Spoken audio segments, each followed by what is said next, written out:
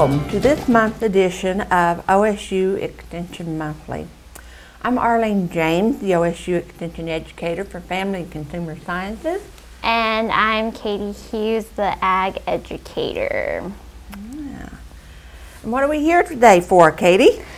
We're going to talk about a fresh new look at some traditional Thanksgiving side dishes. Oh, so we have some side dishes here in front of us.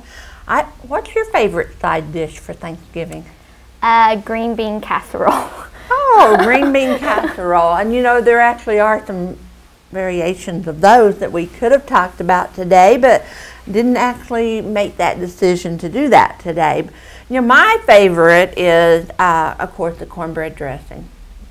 I don't like other types of dressings. I like the cornbread dressing, and I think it's just because that's what my mother always made, and I just grew up with it. And so when people have bread dressing, I'm kind of like, that's not dressing. So do you like dressing? Oh, yeah, I do. Well, you know, one of the things that's good about making cornbread dressing is that it can be made ahead of time, like up to 2 days ahead of time. And actually, you do really want to cook your cornbread 2 days before so that it can dry out. And that sounds kind of odd to want dried out bread, but it does require dried out bread to make good cornbread. And but you know, after you make the cornbread, actually you could make the cornbread right now. I mean, we're several days away from Thanksgiving, and so we can make our cornbread now. It'd be a time saver. Crumble it up, put it in a Ziploc bag, and stick it in the freezer. And then, of course, when you take it out of the freezer, you just thaw it in the refrigerator and then mix it up with your other ingredients.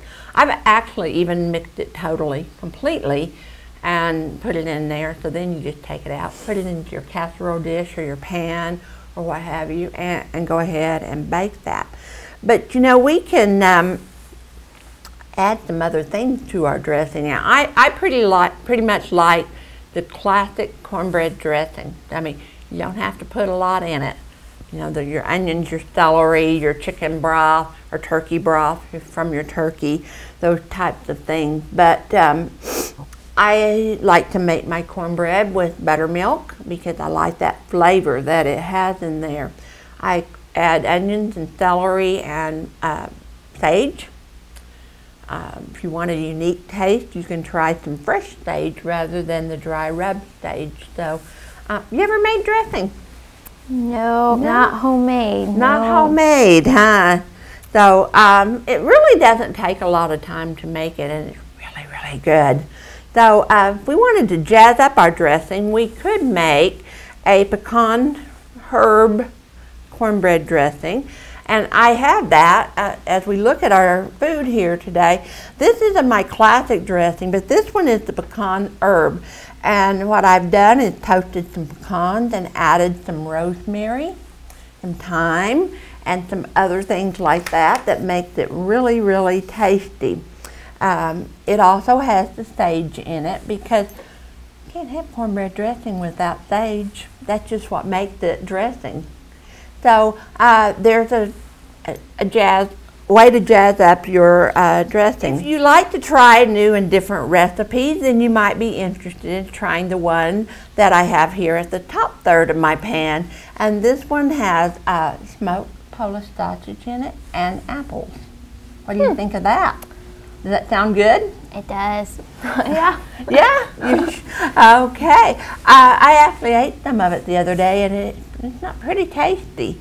And this one you want to use either Fuji apple or Braeburn, something that is tart, but yet has a sweet taste to it. You don't want too much sweetness in your dressing. So, you know, you don't have to just have plain old cornbread dressing, although in my opinion there's nothing wrong with that.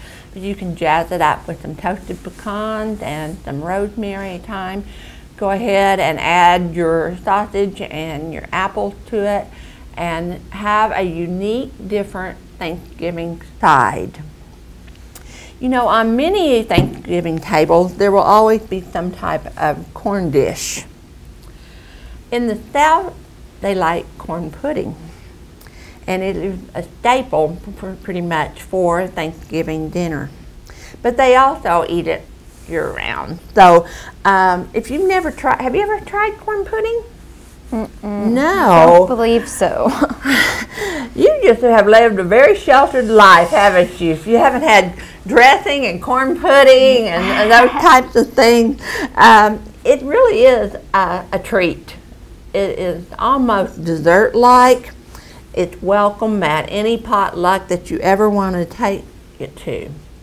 But you know, technically, corn pudding isn't a side dish. It is actually a casserole.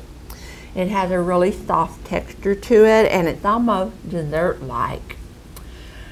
This corn pudding has like 6 eggs in it, so and some fresh corn and some things like that just make it very, very tasty. Most corn puddings are savory, and I have one here today. It'll be the one on the front if you want to show our audience this one. Yeah, that's our traditional, classic, savory corn pudding, and it has some thyme in it and some other herbs in it for that. Corn pudding will always have onions in it, so each of my dishes today have some onions, but you might want to kick it up a notch. And if you wanted to do that, we could add some peppers to it for a Tex-Mex twist. With that one, you just take the base recipe, you add some diced green chili and a chopped poblano chili, and this will be that dish right there. And as you can see those chilies in there. That'll give that corn pudding a kick. The other dish that I have here that we've made some changes to, we've taken the basic recipe and we have added some shredded white cheddar cheese, some yellow shredded cheese, and Parmesan cheese. And that makes for a really cheesy corn pudding. Yeah, I like corn pudding. It's just really one of those side dishes that, you know, you probably don't make corn pudding every day of the year, but for Thanksgiving, you really do want to have it on your table. It can be made ahead of time and kept into the refrigerator. You want to bake it ahead of time, bake it first, and then cool it, cover it, and then put it in the refrigerator for at least 2 days in advance. When you want to reheat it though, you do need to cover it with foil and put it in a 350-degree oven for about 20 to 30 minutes, probably 25 minutes. You know, when you look at a recipe and it says from 20 minutes to 30 minutes, you need to start checking it at that first time of 20 minutes, and then check again at the middle of the time, which would be the 25, and then many times, depending on the variation of your temperature in your oven, it can make a difference in how long it takes it to bake. I actually baked these last night, and it took a little bit longer than even the recipe had called for in my particular oven, which I know is a little bit low, and even though I had it set on 350. Another dish that you often see on a Thanksgiving table, and I bet this is one you like, Katie, and that's macaroni and cheese. Yeah. Yeah. It's loved by young and old alike. Homemade macaroni and cheese is really the bomb. You know, it's much better than that you can buy in a box and mix up, in my opinion anyway. So there will be no box macaroni and cheese for me on Thanksgiving Day. We can make basic macaroni and cheese and everybody will love it, but if we want to get more nutrition from it and give it a little bit more color, we may want to add some roasted broccoli. And this third right here of my dish is where I have added some roasted broccoli to it. To roast broccoli, I just took the crowns and broke them apart. Covered them in a bowl with some olive oil, about 2 tablespoons of olive oil, and added some seasoning, some spices, some herbs with it, It has some garlic in it, etc. So it's going to be a more flavorful type of macaroni and cheese. And of course, you can always just add the breadcrumbs to the top of your macaroni and cheese to add some color to it, also to add some more extra flavor to it. So the broccoli that I roasted, I also used kosher salt on it rather than regular salt, and some black pepper. Okay. To roast your broccoli, you just set it in the oven in a shallow pan at 350 for about 20 minutes or so, or until it's kind of lightly browned. And talk about delicious. It is really, really good. Okay. And of course, no Thanksgiving meal will be complete, will it, without sweet potatoes. I love candied sweet potatoes. And I loved my mother's candied sweet potatoes, which were very simple. She just melted the butter, added some white and brown sugar to it, some cinnamon, and made her syrup and poured over her, I'm not going to tilt this very much because we'll have a mess, because it's very syrupy, which makes the flavor very, very good. So, but if you would like to change your sweet potato dish up just a little bit for this year to make it a little different, you might try some candied yams with the rosemary and some orange zest.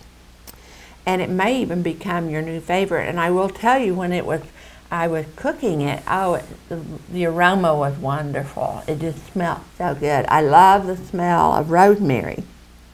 So with this one, you're going to, before you cook them, but you've already sliced up your yams, your sweet potato. Oh, by the way, sweet potatoes and yams are not the same thing.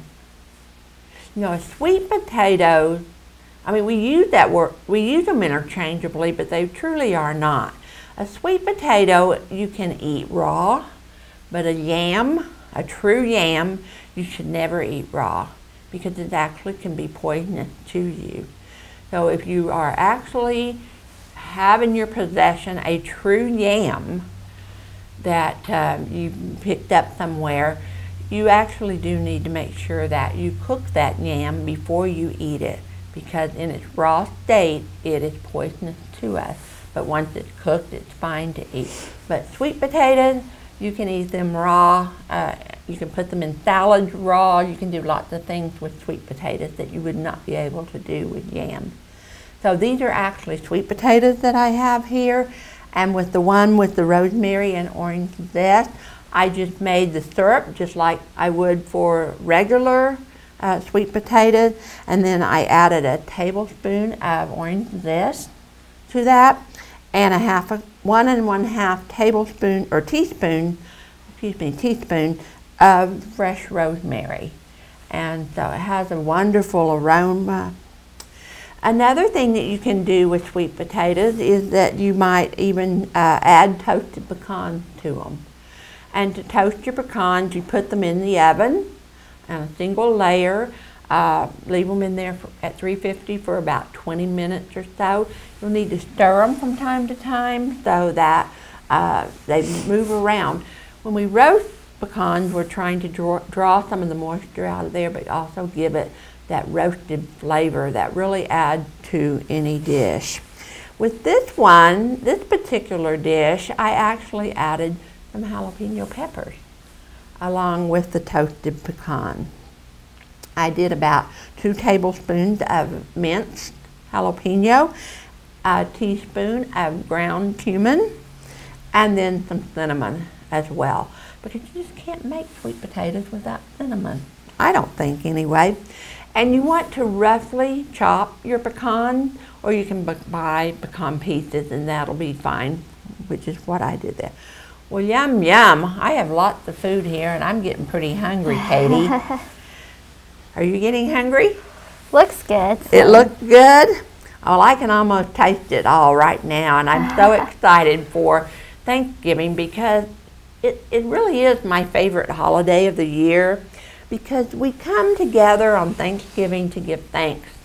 We give thanks for the blessings of life that have been given to us. We give thanks for those people who have helped us. And we here at the OSU Extension Office definitely say thank you to all of those who have given us support this year, who have helped us with programs, those people who volunteer, because without them we cannot run a program, because we're just one and we can't do it all, can we? We do need your help, and we do really appreciate it.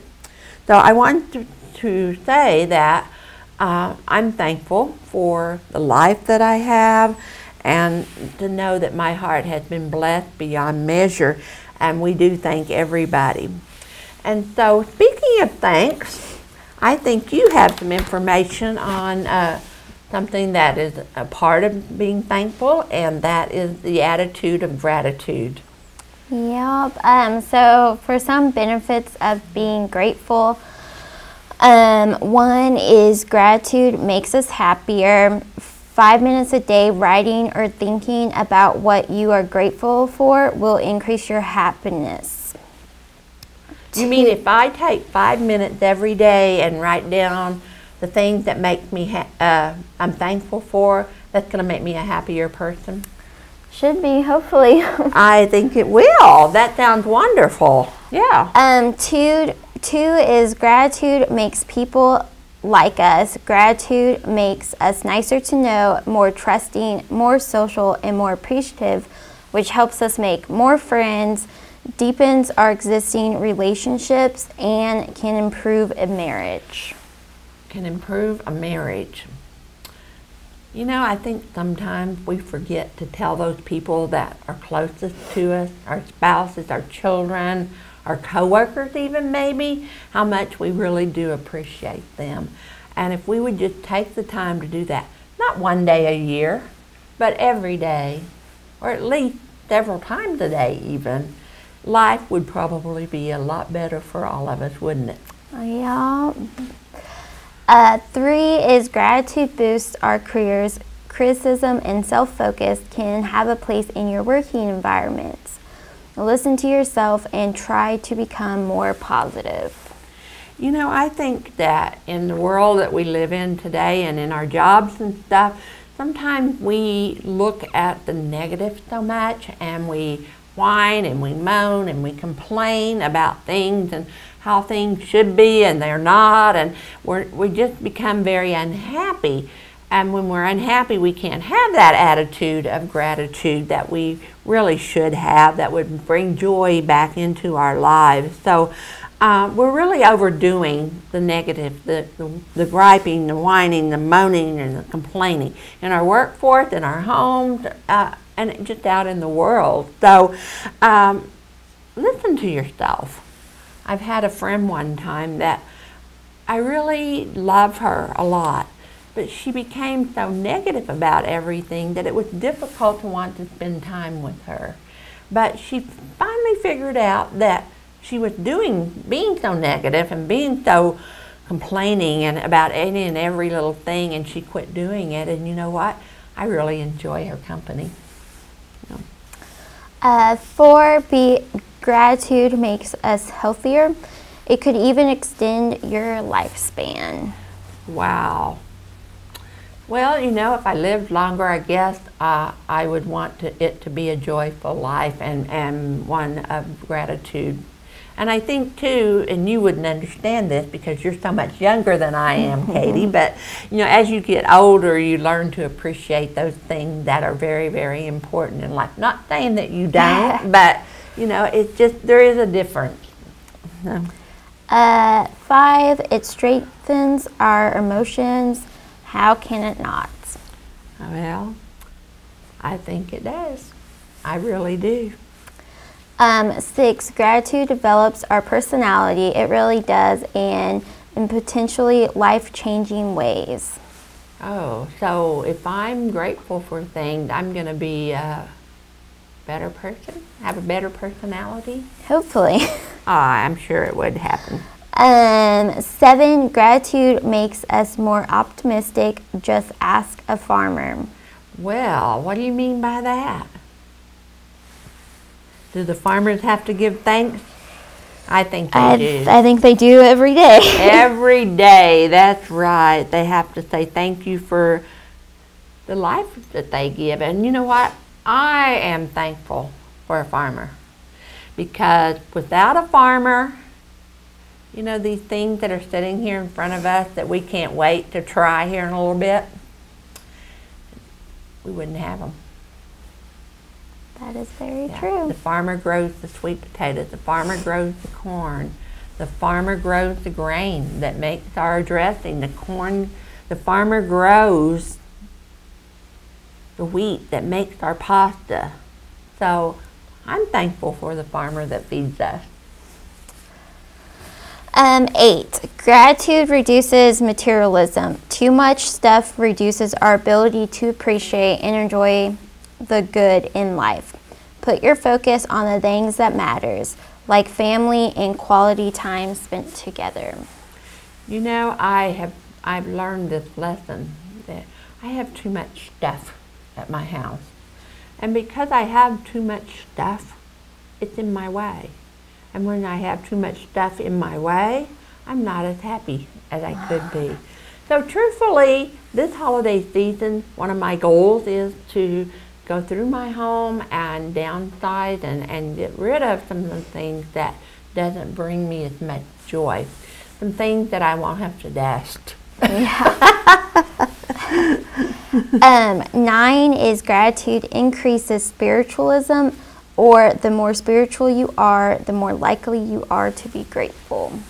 And I think that's true. You know, when I go to church, if I feel more willing to say thank you to other people. And of course, when the pastor talks to me, he tells me that, you know, I need to have an attitude of gratitude and be thankful for the things that I have. So that's very much a good benefit of being grateful. And the last one is gratitude makes us less self-centered. The very nature of gratitude is to focus on others. Oh. So basically, if I focus on others and their needs and their wants, then I'm probably going to be a happier person than if I just focus on me and what I want. Yes, ma'am. Yes, ma'am. All right. Okay. Well, this Thanksgiving, remember, just don't give thanks for the food before you, but for all the good things in life. Because life has given you lots of good things, and we can all find something to show gratitude for. November is also known as National Diabetes Month, and some of these recipes that I don't have to show you today, but there are recipes for those people who need to watch their sugar intake.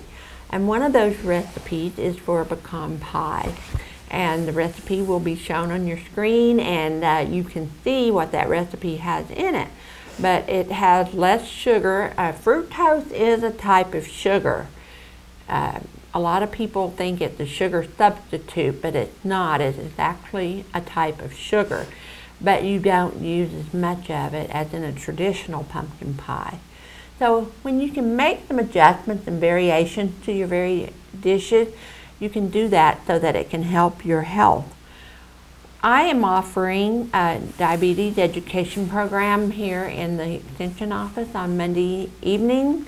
We start at 6 o'clock every Monday evening throughout the month of November, and we're learning about diabetes and what it is and how we can eat appropriately so that we stay healthy.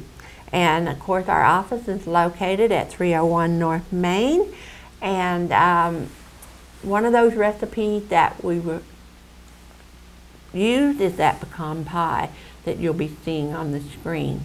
I also have some cookbooks here that I put together that those who attend the class will receive, and they have some really good recipes in there for that. And I think you've got some things coming up. So what's going on right now for Ag Side is we're going to be offering again the Colorado windbreak trees, and What it is you have bare roots trees, which will be offered in lots of 25 for $35. You have large size potted trees. They're going to be offered in lots of 30 for $85.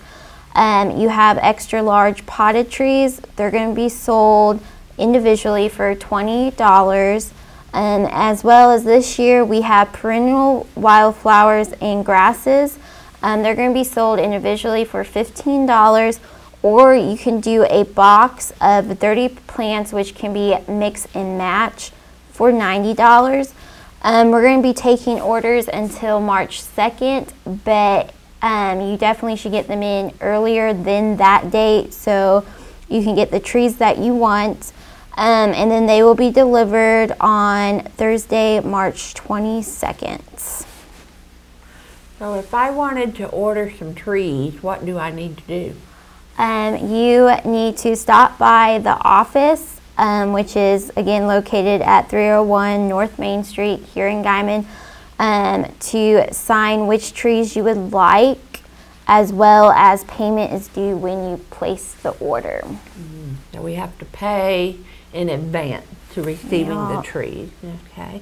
So if I were to order some trees right now, and you said there's a shortage of them, would my order be secured because I ordered early, or because you go ahead and place those orders throughout? I do weekly. They're going to be weekly orders, and I usually do send them off every Friday before we leave for the weekend. But like I said, there is a shortage of trees, and so you want to get your orders in, I would say, probably before the new year starts. Okay.